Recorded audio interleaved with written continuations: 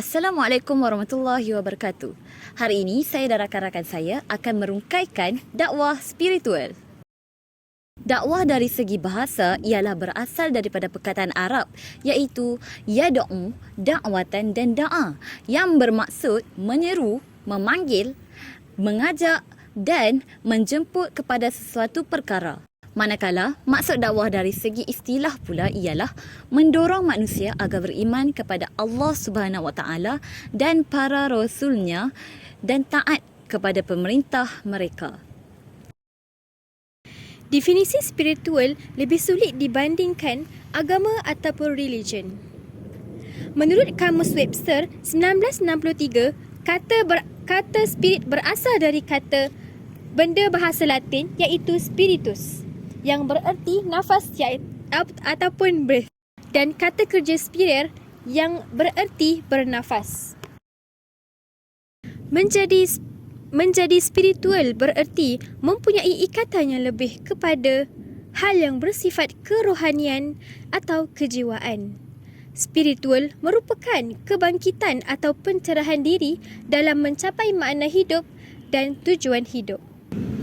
Seperti yang dikatakan oleh sahabat saya tadi, spiritual ni dikaitkan dengan faktor kepribadian iaitu bersifat kerohanian dan kejiwaan.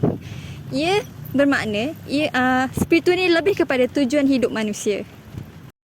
Antara teori yang boleh dikaitkan dalam dakwah spiritual ialah teori keperluan Maslow. Teori keperluan Maslow ni terdapat 5 iaitu keperluan fisiologi, keperluan keselamatan, keperluan kasih sayang, keperluan penghargaan diri dan keperluan kesempurnaan diri. Oleh itu, teori keperluan Maslow ini terdapat perbezaan dengan Islam di mana dia tidak meletakkan nilai keagamaan dalam sebagai motivasi kepada tingkah laku manusia. Kepentingan aspek jasmani yang kepada manusia untuk mengelakkan penderitaan iaitu masalah hati. Antara contoh masalah hati yang dihadapi sekarang ialah depression. Antara dakwah spiritual yang boleh dilakukan ialah bermujahadah iaitu melatih diri dengan bersungguh-sungguh seperti melakukan perkara-perkara yang positif. Yang kedua ialah melakukan ibadah sunat seperti solat sunat, berpuasa dan perkara-perkara sunnah yang telah dilakukan oleh Nabi Muhammad.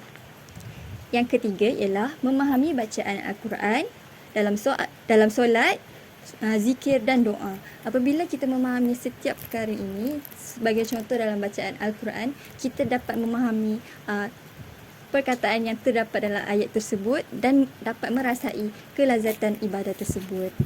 Yang terakhir ialah menyendiri dari orang ramai untuk mendekatkan diri kepada Allah. Contohnya, kita pergi ke satu tempat seorang diri dan merenung kekuasaan Allah.